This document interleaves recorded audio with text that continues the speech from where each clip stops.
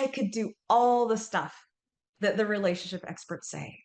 I could be grateful to him. I could do all the loving things. I can take care of all my emotional needs myself, and he's still going to hurt me. Hello, Perry Posse. So today I have a special treat. I have Amy Waterman. She's the author of a book called Why Is He Mean to Me? She is a relationship expert. Amy, please introduce yourself. Hello, Tara. My name's Amy, as Tara just introduced me, and I am a love educator who's been doing this work for 20 years.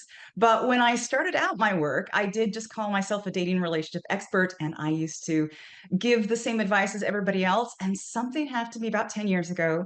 I realized that I was tired of teaching women to get and keep a man because I realized who wants men? Like a man is just a man. What do we actually want? What we want is love. And love is so much more important to us than a man because love can mean our girlfriends, love can mean our pets, love can mean our children. And so, this yearning that I had thought my audience had that I was serving by giving dating and relationship advice, I realized their yearning is actually not for the guy. It's actually to feel loved and accepted and wanted and fulfilled. And so that's when I changed my title to Love Educator. And that's why I gave myself permission to write this book, because one of the core principles that I learned when I started my career as a dating and relationship expert is that you never tell other women they can't have what they want.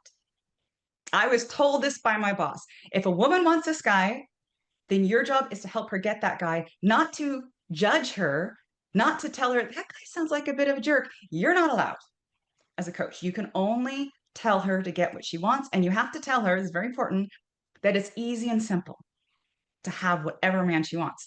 So that's why today, when you look at all of the dating advice on the internet, easy, simple tricks to make him obsessed with you, passionate for you, can't get enough of you. And they're all tricks. So what do you get? You get the guy, but you don't get love. And this is once I realized this and I put two and two together, I realized if I want to get women love, I have to tell them that sometimes the guy they're with is not the guy who can love them. And that goes against all my training and it's incredibly painful. But I know you, Tara, you're allowed to say that as a counselor, that maybe this relationship is not something I can help you with. But I wasn't allowed to do it. So that is one of the inspirations behind the book. I think a lot of women are in relationships where love is not on offer and will never be on offer. And I wanted to talk about it because I didn't think enough people were. Yeah, yeah, and I think that and how does this relate to perimenopause, your wondering audience, right? Like what? And I think the thing is that when estrogen is just like flowing and we're all feeling warm and fuzzy most of the month, we tend to tell ourselves that the love is there, and we make enough love in the relationship for both of us and stuff, because thinking about how we're socialized and everything, that's kind of what we're told to do, like make it work. Women are the gatekeepers of the emotional relationship and all of that kind of stuff, right? So we make the love happen. And then during perimenopause, I think what happens a lot is, and women start to talk about how they're so annoyed with their husbands doing this and that and whatever, is we get a little more irritable, and we are starting to see the things that aren't there, and we're more dissatisfied with the relationship because we don't have that steady estrogen saying everything's okay, we can ignore this thing or that thing. And I think a lot of times it's us realizing things that we can work through and are not really a big problem, but I mean, they are a problem, and I'm not trying to invalidate anybody's concerns, but there are a lot of things that we can work through. But I think something that you've told me about that you address in this book is also recognizing when you're recognizing something that's really unhealthy and how to figure that out too. What is just things that we need to work on together and there is love there versus what is it where what does it look like when the love really isn't there and it's toxic, to use a buzzword? Yeah. So it's really important to understand that your 40s are hard. Yes. Perimenopause hits.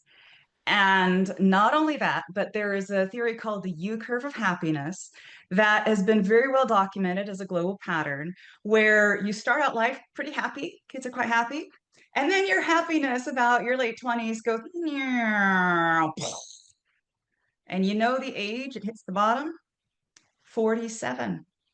Oh, And well, then it heck, goes, I'm 46. I'm almost there. I'm almost almost at rock bottom. That's I will just great. say there seems to be a lag at the bottom. Don't worry. Oh shit. But Well, anyway, but don't worry, you're late 50s, 60s. You're going back up again.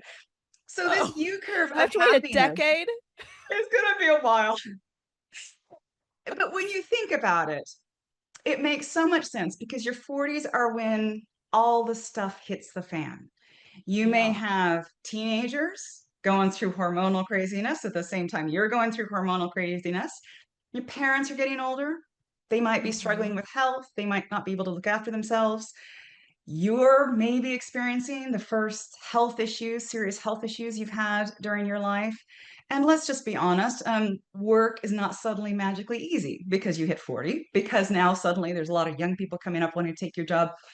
So, what we know about relationships, one of the most fundamental things about relationships is when there's stress, when there's pressure, when the money is tight, people fight. And this is when Yeah. so many marriages break apart because no matter how strong that couple was when they hit those mid 40s, they're just getting hit with so much so fast that it's hard to stay a team. And so I want to say that your hormones are part of it, but also part of it's your life. Life is That hard. absolutely makes sense. Life Yes. is really hard. But so if you reach that and you're fighting more and things are hard and you're thinking, is this worth it? If you look at your relationship and say, you know what, this guy tries to be fair, he tries to make decisions jointly, he tries to be a good partner to me, even if he messes up a lot of the time. He looks to our future and he sees both of us there together in our future. And as much as he annoys me, and as much as he is not easy to work with, and as much as I wish he would just put in more work around the house and schedule things, he's a good man. If you can say that, I wouldn't give up at all on your relationship. I would go to see Tara and get some counseling. And Thank you. yeah, I would work hard on that. But Yeah. sometimes what happens is that he annoys you. The stuff is hitting the fan so fast that you are overwhelmed. You need support. You are drowning. And he's sitting on the sofa with a beer. And you think life would be easier if I was single. That's when we probably want to talk. Okay. So there's What two do we talk reasons. about? Yeah. So Yeah. the first thing we're going to talk about before we jump to any conclusions, right? Because I am not here to say your guy's a bad guy. That is not what this is about. This is about things aren't working and it's affecting your health and it's affecting your sleep. And when you look 20 years in the future, you think, I'm going to be worn down to nothing if things don't change. So we're going to have a talk. And what we're going to talk about is your relationship contract. So when we get into a relationship, we both sign an invisible contract. And we don't even know we signed it. And we have two different completely contracts, but we don't know that yet. And on that contract, it says, this is what a good boyfriend slash husband does. This is what a good girlfriend slash wife does. This is what she owes him. This is what he owes her. This is what his responsibilities are. This is what her responsibilities are. And we have all that contract in our head, but we don't realize it. And what's in that contract are just our invisible assumptions. So we've never gone out and itemized what's exactly in our contract. And here's the whole problem. We think we signed the same contract. But Oh, yeah. actually, That's so true. yeah, he signed a different one. You signed a different one. And maybe in the beginning, you were both accommodating enough. You didn't really realize it. But now, perimenopause has given you a chance to say, hey, what's going on here? And maybe what's going on is that number one, you're seeing that your contracts are actually incompatible, or number two, the contract you signed back then no longer works for you. And your guy deserves the chance to talk with through this with you. Not saying that he will, but that's your next job. This isn't working. Our agreements aren't working, or just what are our agreements in the first place? Could we sit down and have a conversation about what do you think a good wife should always do? What do you think a good wife should never do? What do you think a husband does for his wife? Those questions, I mean, I don't care what stage you're at in a relationship, those questions are really, really powerful. Yeah. They are. And I think, as you're talking about this, I'm thinking about what a lot of women are saying around this time, which is I can't carry this burden that I've been carrying this whole time when I had more bandwidth. So when I had more bandwidth, I was willing to do a lot more emotional work around our connection and the emotional health of our relationship. I was willing to literally put more hours in to things done around the house or childcare or task oriented stuff, right? I was just willing to do a lot more tasks. And it's not even willingness, it's I'm realizing I'm unable. I've hit my wall and I'm unable. And it seems like this is, and what I hear a lot is it seems like that throws, again, thinking of this invisible contract idea, that throws the whole dynamic for a loop because then the partner is like, but you were doing all these things before, and I don't know how to do these things, especially carrying the emotional bandwidth of the relationship. I'm not been taught how to do that. I don't have the skills. And she was just picking it up. She was just picking up that energy, that labor without even thinking about it because it's what we're told like a good wife does anyway. Right. And she's just like, I'm thinking of, I'm gonna the plug the Do Not Care Club. But if anyone's heard her, she's like, we're giving the world notice that we do not care. And she talks about all of these things that women do that we just don't care to do anymore. And that does really shift the dynamic. And it can feel like your partner doesn't care or isn't willing to pick up the slack. Yeah. That is, I love that Do Not Care Club. I think we should definitely put a link to that one that you sent me because it is absolutely so good. So good. But here's the thing. I want to believe that your guy is not a bad guy. So let's give him some credit here. Let's say that he has had a good deal for a long time. And as we know, nobody who's had a good deal wants their deal to get renegotiated so that they get paid less and have to work more. He is human to not want your relationship contract to change. He is human to resist. He's human to argue with you. But at the same time, you live in reality. And reality says, I can't do it all anymore. We have to fix this. We have to come up with some different ideas. So your husband or partner is not a bad guy if he fights you on this. He's not a bad guy if he resists. He's not a bad guy if he doesn't believe you that you're doing all this stuff. Because most of our men, what we do in their relationship is invisible. They don't actually see it. And there's a lot of good books on the emotional labor women put into relationships and how you can have conversations around emotional labor. So, but that's not our conversation here today, because what Tara, you had asked me in the beginning is when does it cross a line? Mm-hmm. And Mm-hmm. it crosses a line when you start to see what I call, probably silly, EAP. So what's EAP? Eep. Okay. EAP. EAP is EP, and it is a combination of entitlement and punishment. So Ooh. it is Mm-hmm. crossed a line when your man believes not that you have a relationship contract that is negotiable, but in fact, his relationship contract is the only contract. You don't get to have your own. And everything he's entitled to from you does not change. If you want to be with him, if you want to be his wife, if you want to be his girlfriend, this is how it goes. It is his contract.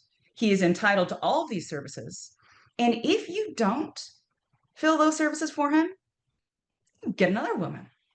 You are not good enough. You are lazy. You are crazy. You are irrational. How does he put up with you?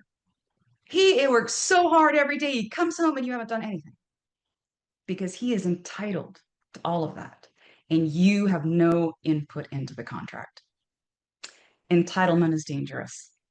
And these boys learn entitlement at a very young age. But that would be one thing, right? To have a husband who feels entitled to all these services from you. Because let's be honest, that's most traditional relationships. That's most Hmm. authoritarian relationships. So maybe it's okay that he feels entitled. But then we layer one more thing on top that takes it into harmful, and that is punishment. So not only is he entitled to all of these services from you, but he has the right and, in fact, duty as a man to punish you if you do not hold up your end of the deal. He can punish you in lots of ways. He can deny you things you want. He can make an arbitrary decision for the family that you disagree with and refuse to listen to. He can tell you you're crazy, irrational, you're abusive, you're using him, all those lovely things men tell us. He can punish you by isolating you from your family, refusing to let you see your family and friends. Um, and when he hurts you, you might think, this is not my husband. This is not who he is. It's like he's turned into this person that doesn't even look like him. His face is all red and he's raging and he's hard. Where's the empathy? Where's that loving guy I cuddle with at night? He's not here. And so you might think, well, obviously, we just have to make sure he stays that good, loving guy. And this side of him that punishes me, that's not real. But it is Hmm. real. And that's what Yeah. my book tries to help women see. This is not a man with a temper. This is not a man who has a dark alter ego. This is a man who has been taught that he is entitled to life being a certain way, and that if he does not get what he's entitled to, someone has to pay. And sadly, in a marriage, it's the kids and the wife that pays. And that's when we have problems. So this is the kind of relationship where somebody would say, if you would just stop doing this, then I wouldn't have to do this to you. So then you might think and feel, well, if I like kind of like you said, if I just keep being the good wife and just sacrifice all of my needs to make sure that I stay in line here, then I'll be happy and he'll be loving and he'll turn into that cuddle monster that was in my bed versus this scary giant who's screaming and spitting and everything at me. And it's really that's me, that's my behavior. If I just change my behavior, then my marriage will be okay. Okay, tell me the faultiness in this thinking. So I love women so much. I think we're wonderful. And one of the wonderful things we do, in fact, it's wonderful when you're working with a woman like this, is we take responsibility for everything. No Hmm. matter what happens, somebody's mood is down, somebody forgot something, there's a crisis. We'll take responsibility, we'll go fix it, we'll go make it better. Because at the end of the day, this is our family. The minute that we fell in love and formed a union with this partner, we are responsible for everything that happens in that relationship, not him, because we're the woman. And this is what women do. And like I said, it's lovely to work with a woman like that. It's lovely to be friends with a woman like that because no matter what happens, she is there. But what we don't realize is the way it destroys us. So, one of the hard things that happened, so I wrote this book from over a decade of research, but also from previous experience. And I don't think there's any woman out there who's never been with a partner who's crossed a line. I don't think there's Yeah. anyone, and I have been with multiple. So one of the things that ended up keeping me in difficult relationships longer than it should have is I was very much into self-help. I mean, obviously, I'm a self-help writer. That's just what I do. I read it all the time. And one of the biggest tenets in self-help is it is spiritually responsible to take 100% responsibility for what shows up in your life. Good, bad, you attracted it to yourself because of your thinking. So, guess what that made me think? It made me think that this relationship that is not working out is my creation. I actually attracted it. I created it with my thoughts. And therefore, if I just change how I think, I can fix it. So, the saddest thing is to read my diaries and to see the amount of effort I put in censoring my thoughts and giving myself pep talks, telling myself I'm not grateful enough, doing gratitude lists of Mm. everything that was wonderful in my relationship, telling myself I am so lucky. You would not believe, Tara, how many times in those diaries I say, I am so lucky. I love my family so much. They are the best family in the world. I could not be more grateful because I believed through all of my training and years of experience in self help that if I just change my thoughts, I will attract abundance and love. All I have to do is change how I'm thinking. Mm. And the cruel, cruel truth is that our thoughts cannot change reality. And the reality is the way he's treating you shows who he is, and that is the truth. And no amount of Yeah. positive thinking can change it. So I Yeah. learned to my horror, and I will say horror, because I believed in everything I had studied in self help, hook, line, and sinker. This is what I did for a living. It was like questioning my religion. Oh yeah, it just completely knocks your foundation out from under you. What it does is it shows you you can't change it. Hmm. This is the horrible rock bottom that you hit. That no matter, I could do all the stuff that the relationship experts say. I could be grateful to him. I could do all the loving things. I can take care of all my emotional needs myself, and he's still going to hurt me. It's Because you can't terrible, change his Tara. behavior. Your behavior cannot change his behavior. It's terrible. Because then, here's the thing, you have no hope anymore.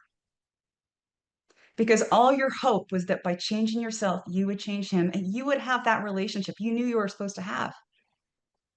And suddenly you're facing the truth that no matter what I do, it changes nothing, which means nothing will ever change. And what do I do now? And that's a Yeah. horrible place to be. Yeah, that's a terrible realization. And it does feel hopeless. It does. And what I hope women do, if they're in that place, is they start talking to people. And maybe if they're not brave enough to talk to somebody right now, they start writing down what they're thinking and feeling. Because one of the problems that we see in kind of the superficial pop culture advice is leave him, just leave him, done, done, right? Oh yeah, totally easy. No big deal. Does not work. Does not work like Mm. that. Because if he actually is as bad as he might be, he will punish you for even thinking about leaving him. And you know how he punishes you. You know you will pay. If there's any assets held in common, he will make sure you get nothing. If you have kids in common, he will try to use the courts to take those kids away from you. You know, other people don't know. You know. So, what I recommend is not going there right now, but first of all, write down and when we talk about writing things down, I want to be clear that if he is going to punish you, if he finds out that you need to make sure you're writing things down where he can never find them. So you could write it down in a journal and hide it under your bed. Or you could get an app, a journal app on your phone that's password protected, and then make sure to rename it so it looks like some totally different app. So you need to make sure if you do start writing this down, you will be in danger if he finds it. So make sure he doesn't. When you have your fights, when he does those horrible things to you, just write it down. Write it down factually, write down the date and time, write it down and keep writing it down. Because one of the things that keeps us in those relationships is not only the belief that we're responsible and we can fix it, but it's denial. This isn't supposed to be happening. It can't be as bad as I think it is. This is just normal, isn't it? Well, when you write it down, you start to see things a little differently. Yeah. And you can start to see patterns, and patterns tell the truth. Yeah. And you can't pretend it didn't happen then. Because I will just Hmm. say that one of the ways we stay sane in this world is we forget the things that hurt so much. And there's nothing wrong with that because there's no point in going around in the world carrying those painful memories. But unfortunately, sometimes it can stop you from seeing what happened because you forget things as soon as they happened. Um, so if you can do that, that's a good way to start. But even better is to start telling some trusted people about some of the things that are going on. And when I say trusted people, that's really important because telling a mutual friend, telling his sister, telling somebody who has no experience with abuse and thinks that you should just be more accommodating. You made your bed, now lie in it. Well, that's just what marriage is about, can really harm you. People you thought were your friend but know him, if you tell them what's going on, they might feel obligated to go to him and say, you know what your partner's saying about you? That's dangerous and they don't realize it. And that's one of the worst things about women who've had no experience with abuse, bless their hearts. They don't understand the danger they put you in when they go to your partner and say, hey, did you know your wife is X, Y, and Z? They don't understand. They have no idea. But you will pay for that. And I don't want you to pay for anything. So when you Yeah. pick that trusted friend, and unfortunately, not all therapists and counselors can trusted people in this. There are a lot of therapists and counselors who are not trauma informed and may say things like, well, do you yell back at him? Well, then it's mutual abuse. Well, have you tried to give him more sex? Those aren't trusted people you can talk to. If you're looking for a therapist, make sure they're trauma informed and have experience with abuse because anyone else could hurt you even more. But anyway, once you find that person, it's so much work. But once you find that person, try to say out loud what's happening. And when you say it out loud, it actually doesn't matter what they say back to you. You will hear your own words. And when you hear those words come out of your mouth, that is actually what wakes you up. It's not what other people told you your relationship is, it's hearing those words come out of your mouth. You are the one who's going to heal yourself. You are the one who's going to wake yourself up. No one else can do this for you. But to do that, you've got to start telling your story. And it's hard. Yeah. And I think something that's also really hard about the cycle of abuse and being in an abusive relationship, and this is what I saw from my own experience of being in an abusive relationship when I was going into graduate school and while I was in graduate school for counseling psychology, is that you can think that your relationship is so unique and you can put up with all of these things because there's this other beautiful side, because the cycle of abuse can be very addictive where it's so terrible, but then once you have that event of him blowing up or doing whatever, um, then the makeup period, and it's so tender and it's so wonderful and intense that it's kind of, there's a dopamine endorphin hit, and it's kind of like when you're scrolling and you finally find something cool.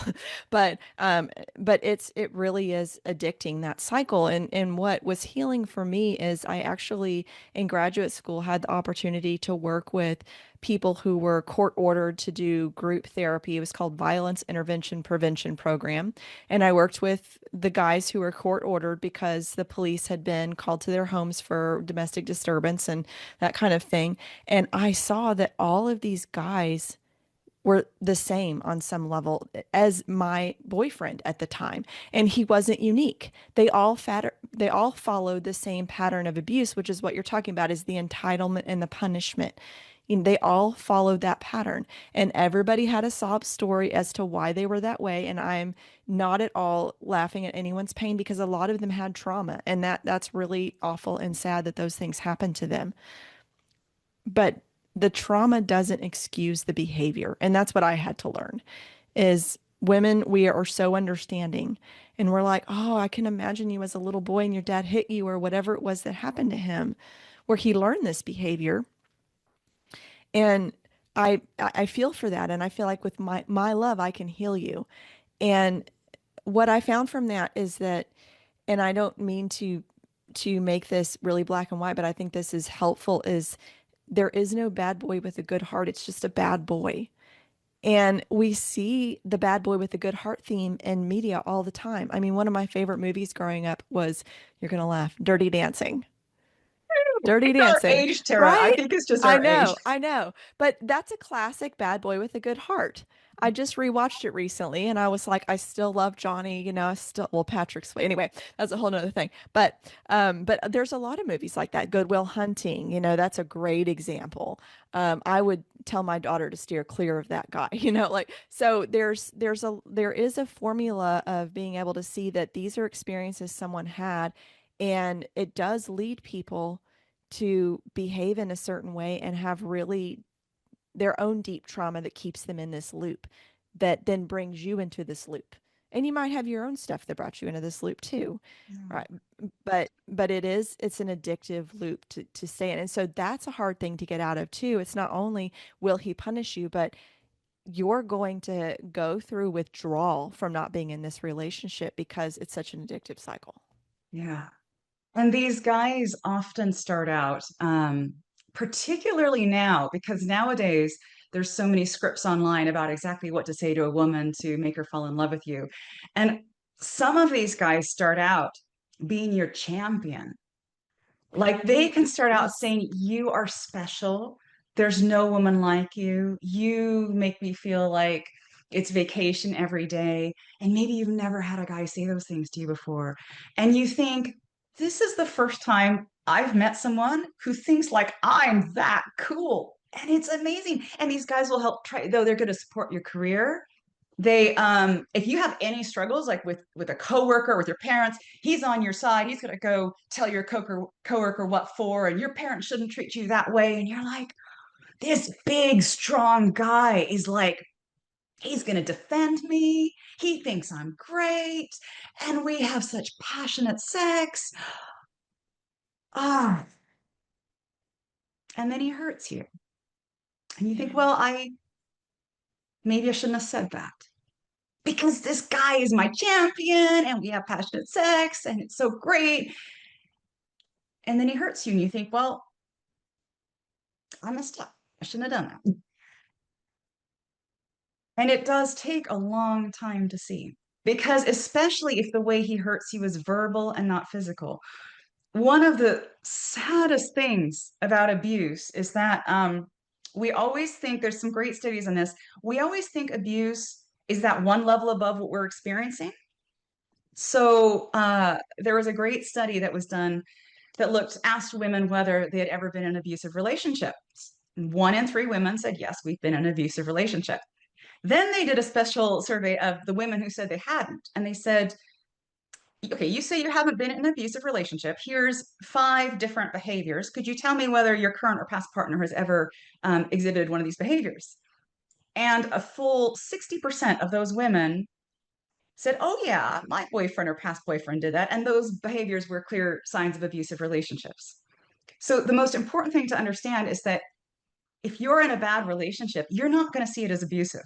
That's maybe what the wake up call is. And it's okay, because abusive is a really difficult word to use. So I like to talk about bad relationships, But I think maybe even something that's easier for us to talk about is relationships that are hurting us. And one of the ways you can tell it's hurting you, even if all he does is use his words, is your sleep starts to go, your self esteem goes into the toilet. You may be nervous and have social anxiety around people. You stop wanting to see your friends and families much. Maybe you're not even allowed. Your weight either goes up or goes down drastically. Um, you may have chronic health issues develop. And it goes on and on and on. But the important thing to know is that being in a bad relationship is not just psychologically difficult, it is poisoning your body slowly. It's increasing your chance of metabolic disease, cardiovascular disease. You'll get colds more often. This was a good one, key one for me. If you get a scrape or a bruise, it won't heal very fast.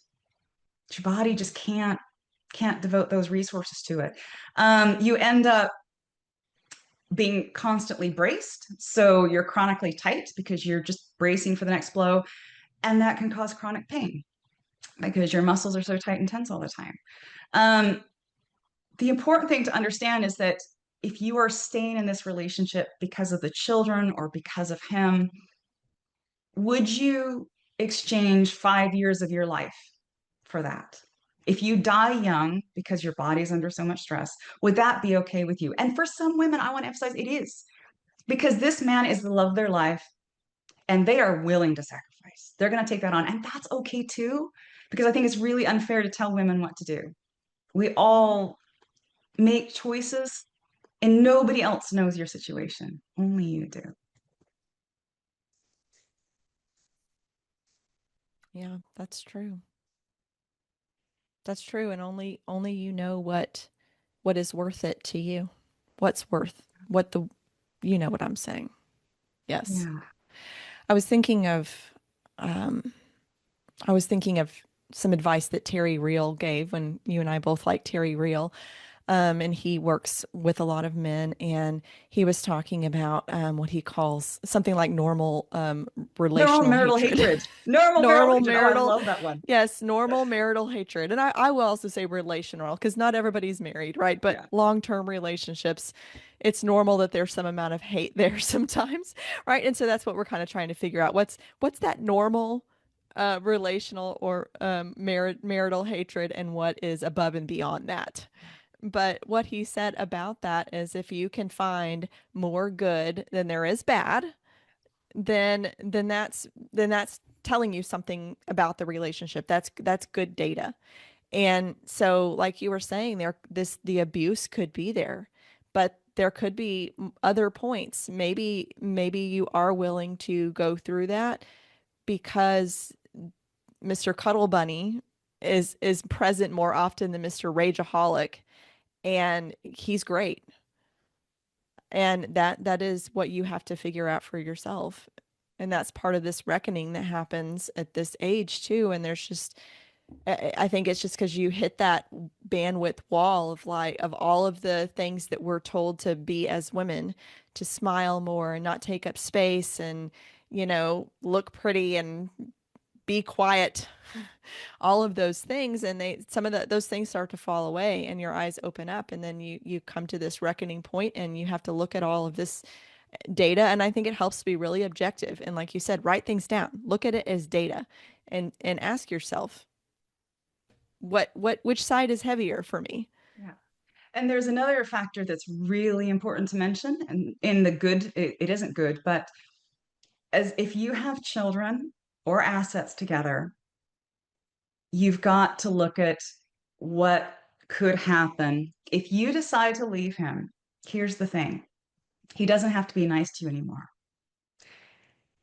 The minute you decide to leave him, if he doesn't try to get you back by being nice again, as far as he's concerned, you are the enemy and you must be destroyed. Now, I'm talking about the far end of this. Maybe there are some abusive men who don't think that way, but I think that always needs to be in your head. If he decides to destroy me completely, can I go through with that? What if he decides that if you decide to leave, he's going to take the kids? Because I will just tell you one sad thing, the courts cannot handle abuse. If he's hitting you, sadly, that's great because the courts might pay attention to that. But if it's emotional abuse or coercive control, the courts have a terrible history of dismissing that, considering it mutual abuse, or your partner may just be so good at lying, he'll say you're the abuser and they'll believe him. So I need you to understand that if you leave, chances are you will be in danger. Do you have the support? Do you have the resources? And if you don't, you need to build those up before you try to leave. So I know a number of women who have decided to stay in those relationships as long as the kids grow up because they know that if they tried to leave him, he would take the kids. Or even worse, maybe he doesn't take the kids, maybe you get joint custody. He then spends the rest of their lives filling those children's heads with toxic things about you. So you could lose your children emotionally, even if you don't lose custody. I want women to understand there are dangers. These are not normal men. Um, and if you believe that it will be unsafe for you to leave, and that if you stay, at least you have a house to live in, at least you have custody with your children, and you can protect your children from him, that's okay too. And in those situations, here's what I want you to do. I want you to build a life outside of your marriage. So, whatever freedom you have in that marriage, I want you to take advantage of it. If you're not working, I want you to get a job. You may have to hide it from him. You need money. And do not put that money in your joint bank account. Go get your own bank account. So, you need to be able to work. You need to have your own money. You also need emotional support because one of the problems with those relationships is one of the ways they get their hooks into you and control you is by slowly isolating you from everyone you love and everyone who loves you. So, like I said, they might, you have an argument with your parents. He might say, you don't need them. You're an adult. You don't have to listen to what they do. He might pressure you to stand up to your parents. So you end up poisoning and destroying those relationships.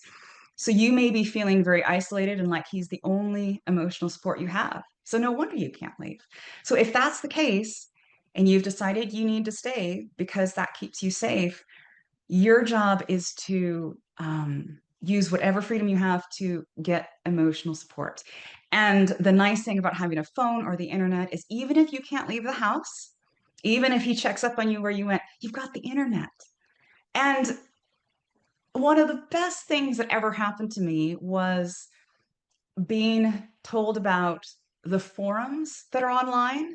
There are forums on domestic violence charity websites. There are forums on Reddit where you can read women and men discussing their experiences of abuse and how hard it is. And the support that comes through those forums is wonderful. But safety, as you can see, is a recurring thread in my book and it's a recurring thread in my work. If you do choose to use your phone to access support through a forum or the internet, you need to know some things. First of all, you need to know how to clear your cookies in your browser history every time you do. And I want you to, every time you go on, clear your cookies and browser history so he has no idea that you went to those forums. If you need to set up an account, which usually you do to write on the forum, make sure that it's not one you've ever used before in the past, a brand new one, and make sure there's never identifying details. In the domestic violence forums, there's often, it's really nice, they have moderators who go through, and if you accidentally put in anything that might make you personally identifiable, the moderators will go and take that personal information out, which is so helpful because sometimes you don't know how your guy could track that back to you. But in things like Reddit, there's not the moderators. So you need to be really careful if you're going to use the internet that there is no possible way he can find out. And I wouldn't mention to anyone either, if you are accessing support online, don't tell a friend that you're doing it. You need to keep a lot of this private. And I noticed one of the things as we've been talking, I noticed that what I seem to be saying a lot is lie to him, keep things from him. And one of the problem with us women, especially us women who pride ourselves on being good at relationships, is we want an honest relationship. We want to tell him how we feel. We feel like it's a betrayal to keep something from him. Like I can't imagine thinking about deliberately lying to the person I am in a relationship with. Just the ick factor. But sadly, these relationships are not normal relationships. These relationships, if you follow advice that's given for normal relationships, it will backfire on you. Because everybody else might tell you, you need to talk to him. When he's hurt you, go tell him how you feel. Ask him not to do it again. No, please don't do that because he'll use that to hurt you. So, what I encourage women to think about is the fact that this relationship plays by completely different rules to normal relationships. That's why all that relationship advice out there hasn't worked for you.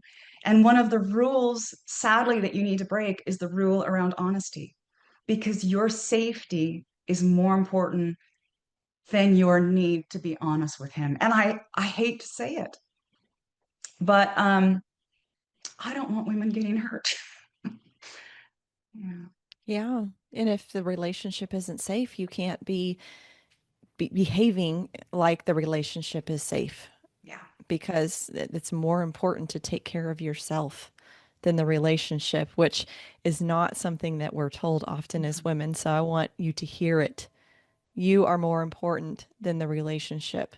And if the relationship is hurting you, then you have to put your safety first. Yeah.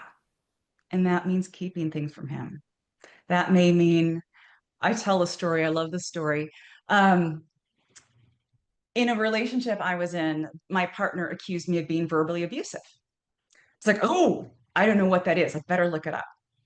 And so I went online, I typed in verbal abuse because I didn't even know what it was back then. This has been ages ago. And the website that popped up belonged to the glorious and wonderful Patricia Evans. Patricia Evans is the author of The Verbally Abusive Relationship, which has woken up and saved, I cannot tell you how many people I know who've read that book and said it changed their life. Her website popped up, and I was reading about verbal abuse, and she includes a question. This was her old website. She included a question that said, why does he seem to be so happy after he's been verbally abusing me? He just seems like he's walking on air and doesn't have a care in the world. And that was the question that changed my life because that Mm. was the question that made me realize that's not how I behave. That's how he behaves.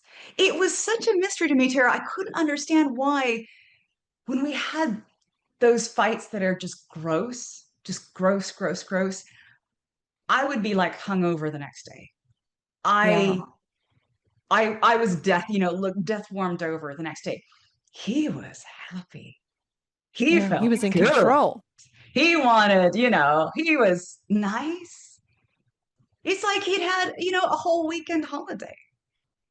And Yeah. that is, to me, that is the red flag. If It's the when your Rolling Stones partner song, Under My Thumb. under You my know, thumb, it's there the you Rolling go. Stones song. I hate that song. Ugh, just disgusting to me. Ugh, So Mick there you Jagger. go. Anyway, yeah, I mean, Yeah. he's so So happy because he feels like you're under his thumb. yeah, he's the man now. He's the man. So anyway, so I knew I had to get this book, but I had a problem, which was that I wasn't able to get the book safely and have it be a secret. So I had somebody mail me the book and I hid it under my bed.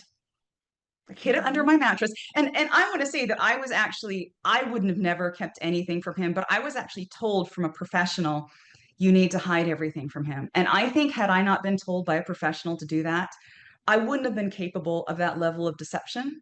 Because to buy a book about abuse and read it behind your partner's back and hide it under your mattress, that is not me. That's not even thought of doing anything like that. So I had permission. And I just want to say that any woman watching this right now, you have permission to go behind his back to find the resources you need to figure out what's going on. And you need to hide that search from him. You have permission. It's okay. Well, in talking about resources, that brings us to a perfect place to share how people can find Why Is He Mean to Me to be able to learn more about what we're talking about today. Yeah. Well, thank you, Tara. I love talking about this. I wish we could just go on forever. So I have created a quiz that women can take was just, I think it's got maybe 10 questions, and you go through the quiz and you get your answers, and then I will send you the results to find out whether your relationship is just, normal relationship stuff, whether it's getting kind of iffy, or whether it's crossed a line.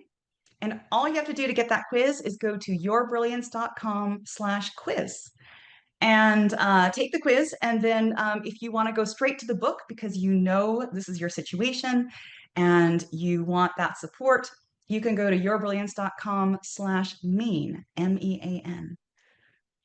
Okay.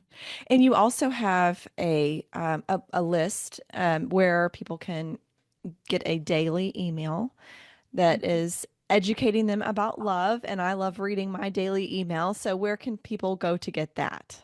That is a great question because I think, but see, yeah, so I think what might be best is just to go to yourbrilliance.com, and then on any of the pages on the right-hand side bar, you should be able to see a sign-up link. But I need to make that easier. Okay. Thank you, Tara. Maybe we could put Taking the that in the quiz is notes. probably the best, easiest way to at least get in contact and find Okay, out what that sounds great. resources are there. Yeah, yeah, yeah. Quizzes are awesome. So who doesn't love a quiz? But it's not necessarily a quiz that goes to a fun place, but I think it's a very necessary place and something we all need to be thinking about with our relationships and, really get a good assessment of where yours is. So thank you so much, Amy. And thank you, Perry Posse, for listening and being here for this. You're an amazing audience, and we'll keep bringing you more survival tools for perimenopause.